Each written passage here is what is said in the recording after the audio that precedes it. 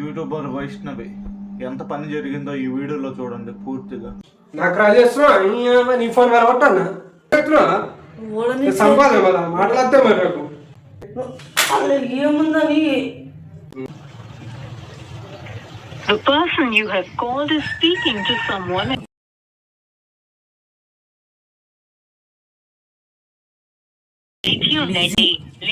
ఎవరితో మాట్లాడుతున్నావు ఇంతసేపు? 2 సార్లు అయితే 2 సార్లు కట్ చేసినావు. ఎవరితో మాట్లాడితే నీకెందుకు? ఎవరితో మాట్లాడితే నీకెందుకు? అది ఇంపార్టెంట్ కాలేదు, అందుకే కట్ చేసిన.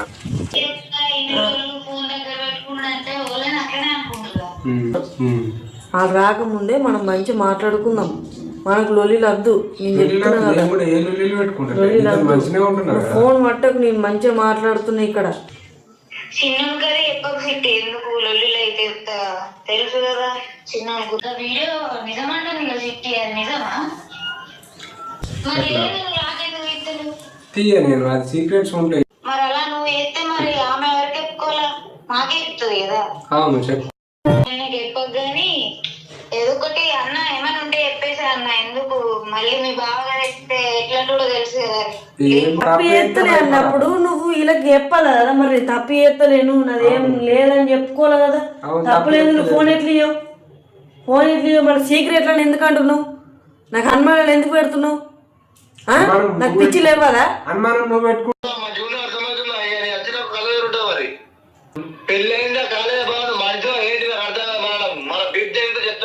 చెప్పు. మాట్లాడుతున్నా మాట్లాడటం పిచ్చోడా? నువ్వు పిచ్చోడు మాట్లాడంగా నువ్వు ఫోన్ ఎట్లా వాడుతుంది?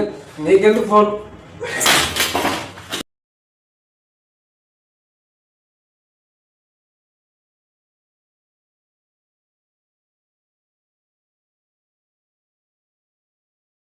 మొన్న వీడియో పెట్టినా కదా.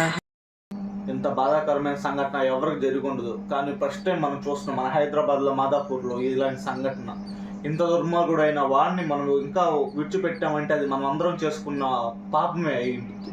ఎందుకు ఇంకా ఇలాంటి ఆడపిల్లలకి ఎందుకు ఇలాంటి అన్యాయం జరుగుతుంది? ఒక్కరు కూడా ప్రశ్నించే వాళ్ళు లేరా? ప్రశ్నించే హక్కు లేదా? ప్రశ్నించచ్చు కదా. కడుపుకి అన్నం తింటున్నావా లేదా గేటు తింటున్నావా? ఈ రోజు వాడు కోర్టు చుట్టూ తిరుగుతున్నాడు, మంచిగా హ్యాపీగా ఉన్నాడు జైల్లో మంచిగా. కానీ ఈ రోజు చనిపోయిన అమ్మాయికి మళ్ళీ న్యాయం మనం చేయగలమా? మనందరం తెలుసుకుంటే న్యాయం చేయగలము. గుర్తుపెట్టుకోండి, మనందరం కలిసి రావాలి. కలిసి వెళ్తేనే న్యాయం చేయగలము. న్యాయం చేస్తే నా బిడ్డ బతికిద్ది. ఆ బిడ్డను బతికించుకోవచ్చు కూడా. ఇంకేం బిడ్డను ఏం బతికిస్తాం? ఇంకా చనిపోయిన బిడ్డని న్యాయాన్ని బతికేద్దాం.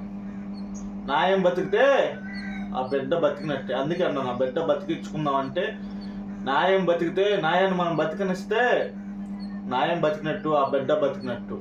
కాబట్టి మిత్రులారా, దయచేసి ఈ వీడియోని అందరూ షేర్ చేసి మన తెలుగుతనం అన్యాయం ఎక్కడ జరగదు అనేది మనం నిరూపించుకుందాం అని చెప్పి నేను మర్యాదపూర్వకంగా మిమ్మల్ని అడుగుతున్నాను.